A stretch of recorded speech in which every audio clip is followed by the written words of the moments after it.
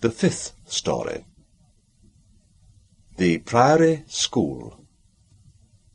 We have had some dramatic entrances and exits upon our small stage at Baker Street, but I cannot recollect anything more sudden and startling than the first appearance of Dr. Thornycroft Huxtable, M.A., Ph.D., etc.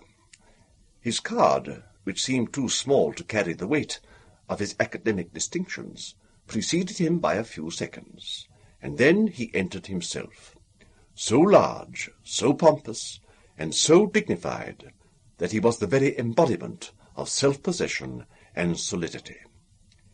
And yet his first action, when the door had closed behind him, was to stagger against the table, whence he slipped down upon the floor, and there was that majestic figure, prostrate and insensible, upon our bearskin hearthrug.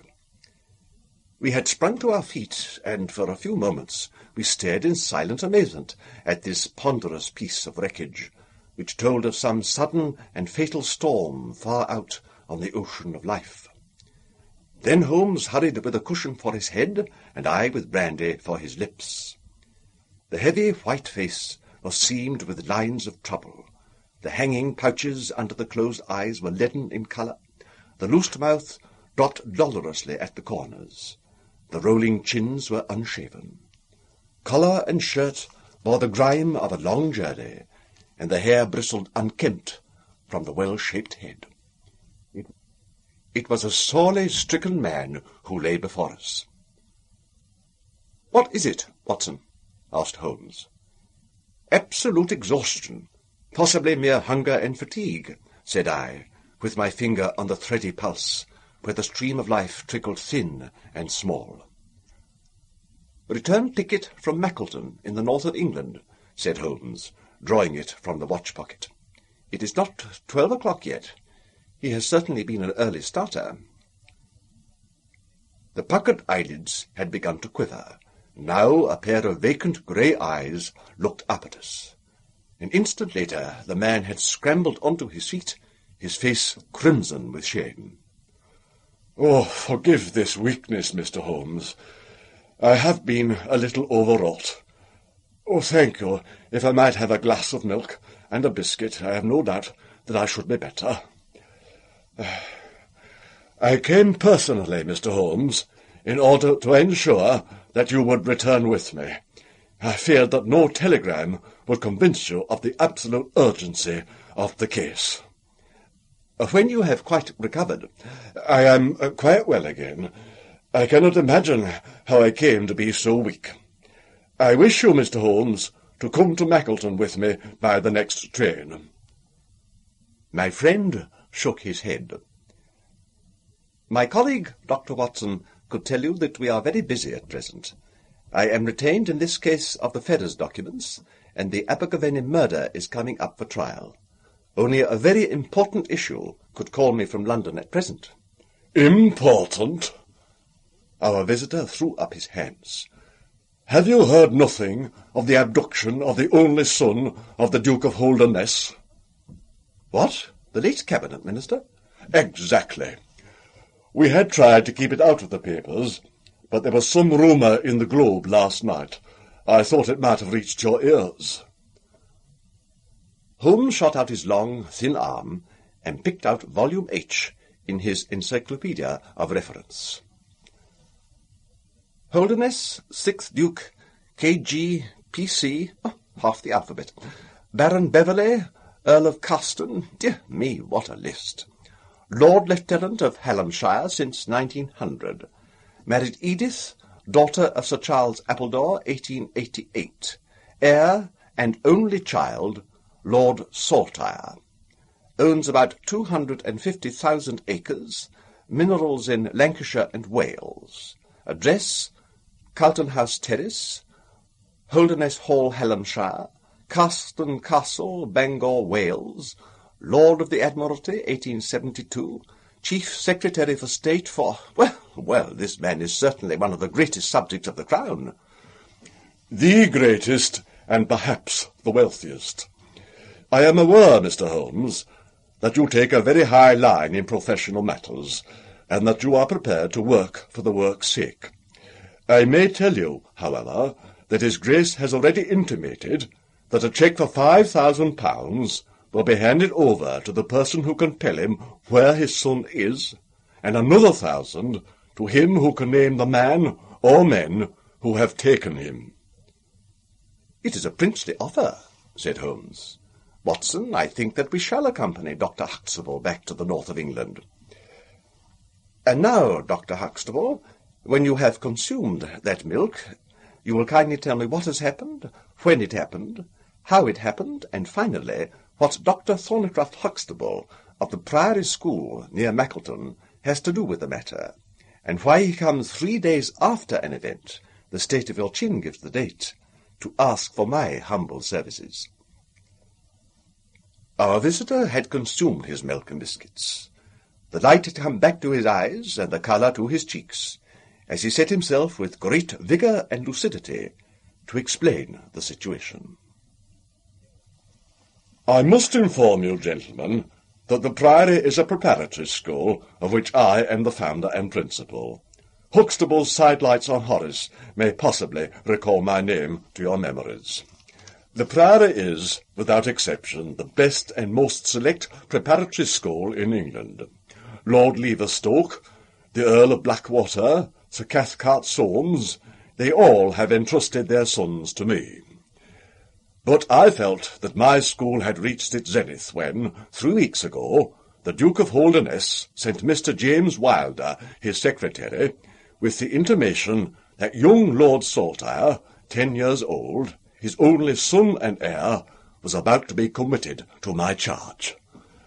Little did I think that this would be the prelude to the most crushing misfortune of my life. On May 1, the boy arrived, that being the beginning of the summer term. He was a charming youth, and he soon fell into our ways. I may tell you, I trust that I am not indiscreet, half-confidences are absurd in such a case, that he was not entirely happy at home.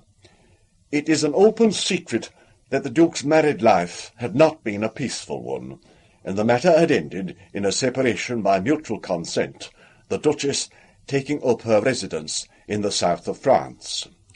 This had occurred very shortly before, and the boy's sympathies are known to have been strongly with his mother.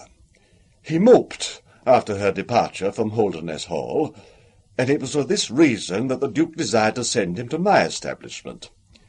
In a fortnight the boy was quite at home with us, and was apparently absolutely happy. He was last seen on the night of May 13, that is, the night of last Monday.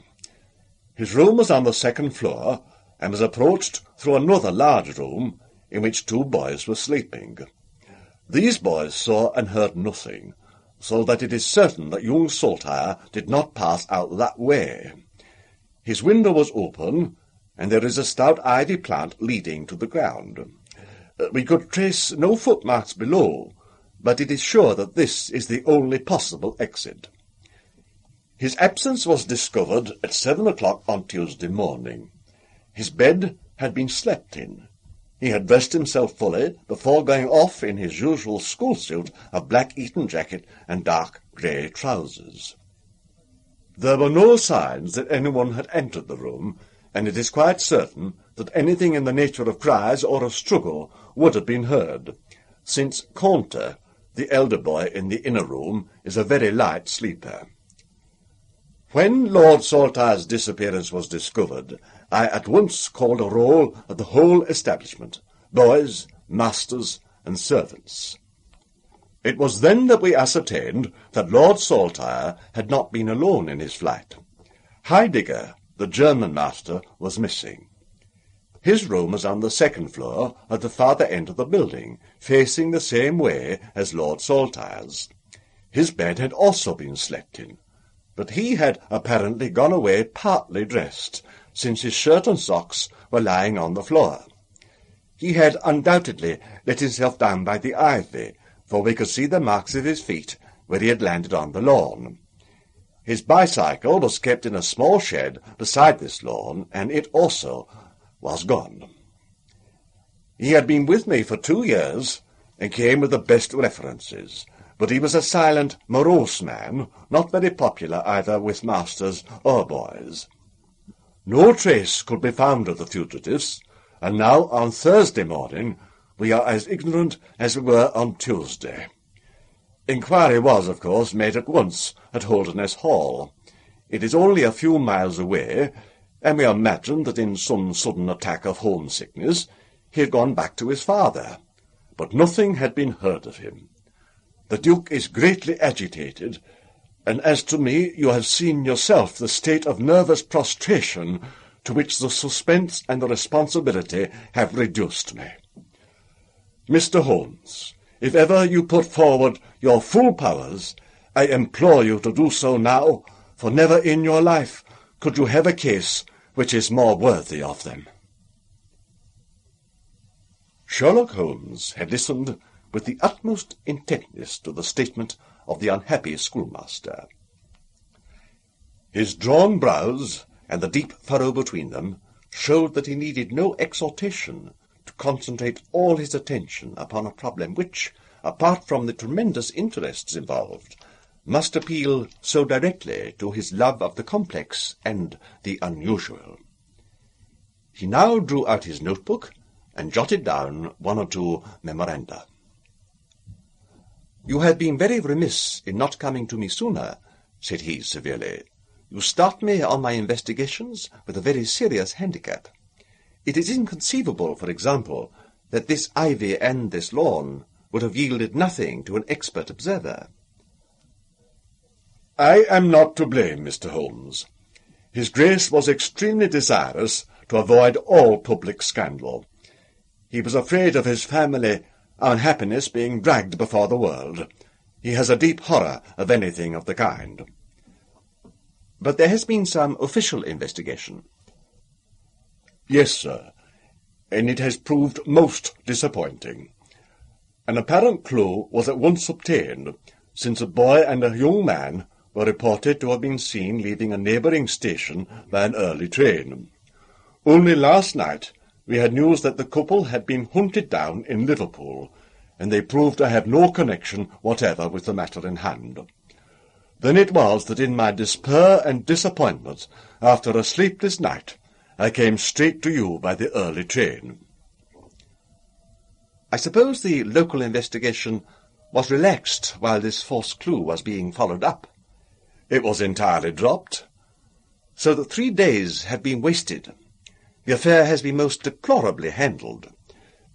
"I feel it, and admit it." "And yet the problem should be capable of ultimate solution. I shall be very happy to look into it. Have you been able to trace any connection between the missing boy and this German master?" "None at all." "Was he in the master's class?" "No. He never exchanged a word with him, so far as I know." "That is certainly very singular. Had the boy a bicycle?" "No." "Was any other bicycle missing?" "No." "Is that certain?" "Quite." "Well now, you do not mean to seriously suggest that this German rode off upon a bicycle in the dead of night, bearing a boy in his arms?" "Certainly not." "Then what is the theory in your mind?" "The bicycle may have been a blind. It may have been hidden somewhere, and the pair gone off on foot." "Quite so. But it seems rather an absurd blind, does it not? Were there other bicycles in this shed?" "Several." "Would he not have hidden a couple, had he desired to give the idea that they had gone off upon them?" "I suppose he would." "Of course he would. The blind theory won't do. But the incident is an admirable starting point for an investigation. After all, a bicycle is not an easy thing to conceal or to destroy. One other question. Did anyone call to see the boy on the day before he disappeared?" "No." "Did he get any letters?" "Yes, 1 letter." "From whom?" "From his father." "Do you open the boy's letters?" "No." "How do you know it was from the father?" "The coat of arms was on the envelope, and it was addressed in the Duke's peculiarly stiff hand. Besides, the Duke remembers having written. When had he a letter before that? Not for several days. Had he ever one from France? No, never. You see the point of my questions, of course. Either the boy was carried off by force, or he went of his own free will. In the latter case, we would expect that some prompting from outside would be needed to make so young a lad do such a thing. If he has had no visitors, that prompting must have come in letters. Hence I try to find out who were his correspondents. I fear I cannot help you much. His only correspondent, as far as I know, was his own father, who wrote to him on the very day of his disappearance. Were the relations between father and son very friendly? His Grace is never very friendly with anyone. He is completely immersed in large public questions, and is rather inaccessible to all ordinary emotions. But he was always kind to the boy in his own way. But the sympathies of the latter were with the mother? Yes. Did he say so? No. The Duke, then? Good heavens, no. Then how could you know? I have had some confidential talk with Mr. James Wilder, his Grace's secretary. It was he who gave me the information about Lord Saltire's feelings. I see. By the way, that last letter of the Duke's, was it found in the boy's room after he was gone? No, he had taken it with him. I think, Mr. Holmes, it is time that we were leaving for Euston. I will order a four-wheeler. In a quarter of an hour we shall be at your service. If you are telegraphing home, Mr. Huxtable, it would be well to allow the people in your neighbourhood who imagine that the inquiry is still going on in Liverpool, or wherever else that red herring led your pack. In the meantime, I will do a little quiet work at your own doors, and perhaps the scent is not so cold that two old hounds like Watson and myself may get a sniff at it.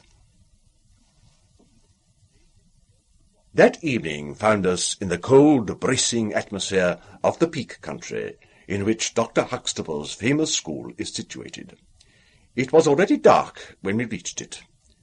A card was lying on the hall table, and the butler whispered something to his master, who turned to us with agitation in every heavy feature. "The Duke is here," said he. "The Duke and Mr. Wilder are in the study. Come, gentlemen, and I will introduce you." I was, of course, familiar with the pictures of the famous statesman, but the man himself was very different from his representation. He was a tall and stately person, scrupulously dressed, with a drawn, thin face, and a nose which was grotesquely curved and long. His complexion was of a dead pallor, which was more startling by contrast with the long, dwindling beard of vivid red, which flowed down over his white waistcoat, with his watch-chain gleaming through its fringe. Such was the stately presence who looked stonily at us from the centre of Dr. Huxtable's hearthrug. Beside him stood a very young man, whom I understood to be Wilder, the private secretary. He was small, nervous, alert, with intelligent light blue eyes and mobile features. It was he who at once, in an incisive and positive tone, opened the conversation. "I called this morning, Dr. Huxtable, too late to prevent you from starting for London. I learn that your object was to invite Mr. Sherlock Holmes to undertake the conduct of this case. His Grace is surprised, Dr. Huxtable, that you should have taken such a step without consulting him." "When I learned that the police had failed—" "His Grace is by no means convinced that the police have failed." "But surely, Mr. Wilder—" "You are well aware, Dr. Huxtable, that his Grace is particularly anxious to avoid all public scandal. He prefers to take as few people as possible into his confidence." "The matter can be easily remedied," said the brow-beaten doctor. "Mr. Sherlock Holmes can return to London by the morning train." "Hardly that, Doctor, hardly that," said Holmes, in his blandest voice. "This northern air is invigorating and pleasant, so I propose to spend a few days upon your moors, and to occupy my mind as best I may. Whether I have the shelter of your roof or of the village inn is, of course, for you to decide. I could see that the unfortunate doctor was in the last stages of indecision, from which he was rescued by the deep, sonorous voice of the red-bearded Duke, which boomed out like a dinner gong. "I agree with Mr. Wilder, Dr. Huxtable, that you would have done wisely to consult me. But since Mr. Holmes has already been taken into your confidence, it would indeed be absurd that we should not avail ourselves of his services. Far from going to the inn, Mr. Holmes, I should be pleased if you would come and stay with me at Holderness Hall." "I thank your Grace. For the purposes of my investigation, I think that it will be wiser for me to remain at the scene of the mystery." "Just as you like, Mr. Holmes. Any information which Mr. Wilder or I can give you is, of course, at your disposal." "It will probably be necessary for me to see you at the Hall," said Holmes. "I would only ask you now, sir, whether you have formed any explanation in your own mind as to the mysterious disappearance of your son." "No, sir, I have not." "Excuse me if I allude to that which is painful to you, but I have no alternative. Do you think that the Duchess had anything to do with the matter?" The great minister showed perceptible hesitation. "I do not think so," he said at last. "The other most obvious explanation is that the child has been kidnapped for the purpose of levying ransom. You have not had any demand of the sort?" "No, sir." "One more question, Your Grace. I understand that you wrote to your son upon the day when this incident occurred." "No, I wrote upon the day before." "Exactly, but he received it on that day." "Yes." "Was there anything in your letter which might have unbalanced him or induced him to take such a step?" "No, sir, certainly not." "Did you post that letter yourself?" The nobleman's reply was interrupted by his secretary, who broke in with some heat. "His Grace is not in the habit of posting letters himself," said he. "This letter was laid with others upon the study table, and I myself put them in the post-bag." "You are sure this one was among them?" "Yes, I observed it." "How many letters did your Grace write that day?"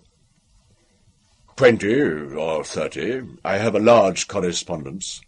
But surely this is somewhat irrelevant." "Not entirely," said Holmes.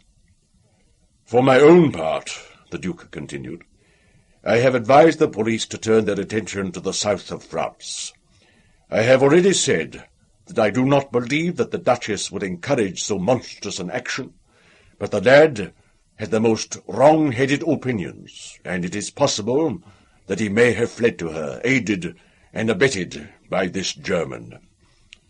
I think, Dr. Huxtable, that we will now return to the hall." I could see that there were other questions which Holmes would have wished to put, but the nobleman's abrupt manner showed that the interview was at an end.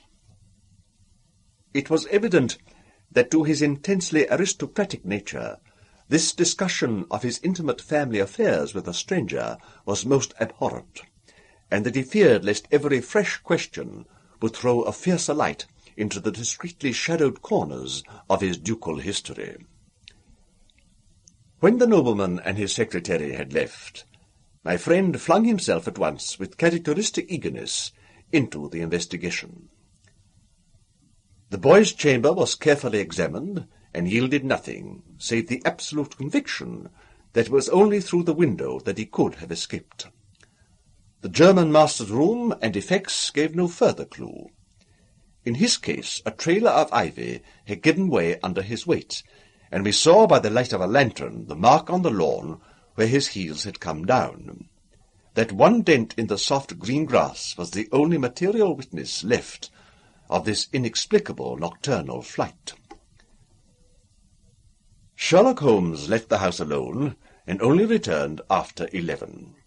He had obtained a large ordnance map of the neighbourhood, and this he brought into my room, where he laid it out on the bed, and having balanced the lamp in the middle of it, he began to smoke over it, and occasionally to point out objects of interest with the reeking amber of his pipe. "This case grows upon me, Watson," said he. "There are decidedly some points of interest in connection with it. In this early stage I want you to realize these geographical features, which may have a good deal to do with our investigation. And look at this map. This dark square is the Priory School. I'll put a pin in it. Now, this line is the main road. You see that it runs east and west past the school, and you see also there is no side road for a mile either way. If these two folk passed away by road, it was this road." "Exactly. By a singular and happy chance, we are able to some extent to check what passed along the road during the night in question. At this point, where my pipe is now resting, a country constable was on duty from 12 to 6.